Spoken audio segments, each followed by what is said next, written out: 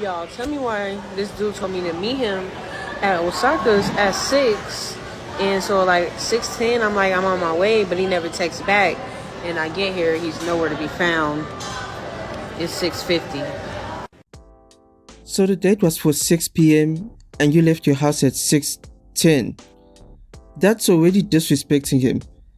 And you only got there at 6:50 and you're confused as to why he's not there waiting for you. The entitlement. Who do you think you are?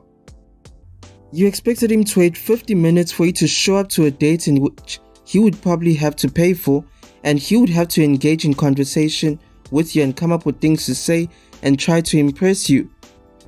All that entitlement for what? Why is it that some women feel that it's okay to waste a man's time?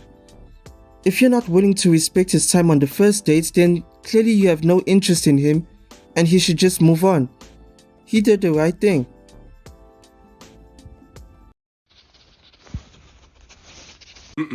Nah, shorty, I'ma tell you why you cheated. And once again, before y'all jump in my mitt, I'm a therapist.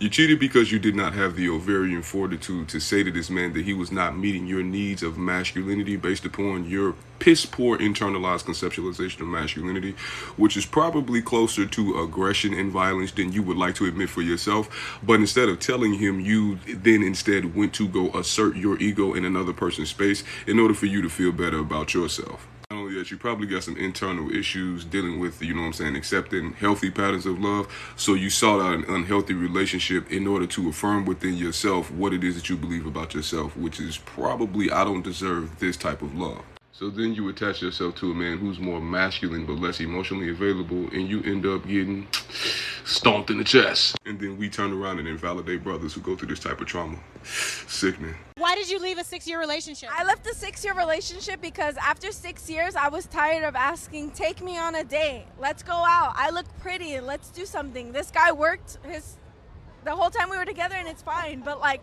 I work too. I don't live to work. Advice to all men. The effort that you're putting in when you're trying to get her, don't forget all that effort when you finally get her. Just because you've gotten her doesn't mean that you shouldn't be putting in any effort anymore. You ain't never heard nobody shame a woman for living with her Yeah, mom. what And I did know TLC women that's what her kids? Oh, yes. What did TLC say? If you living in your mama's basement, you a scrub, man. You don't got no song saying if a woman living in her mama's basement, she a what? What is the word for that? Like, There's a good percentage of them doing that. The answer is very simple here. No matter how progressive the world tries to be or tries to pretend to be, there are still certain traditional values we hold within our minds, such as a man being a provider. We expect a man to provide for his family, so if you cannot provide for yourself and if you're living in your mom's basement, then how will you be able to provide for your actual family? That pressure is not put on women because women are not expected to be providers, therefore they're not shamed for living with their moms. And this applies to many other things. Men get shamed for not being financially stable, but a woman won't get shamed for that. But she will get shamed if she's unattractive or if she doesn't know how to cook. So each person has their own struggles, and it's always difficult to try and equate the struggles by stating that men and women are the same, or saying that men get shamed for this and women don't, or women get shamed for that and men don't.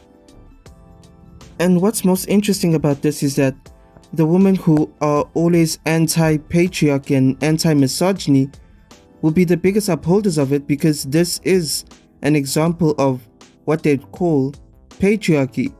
But they would also be the type of people who would shame men for being broke and living with your moms.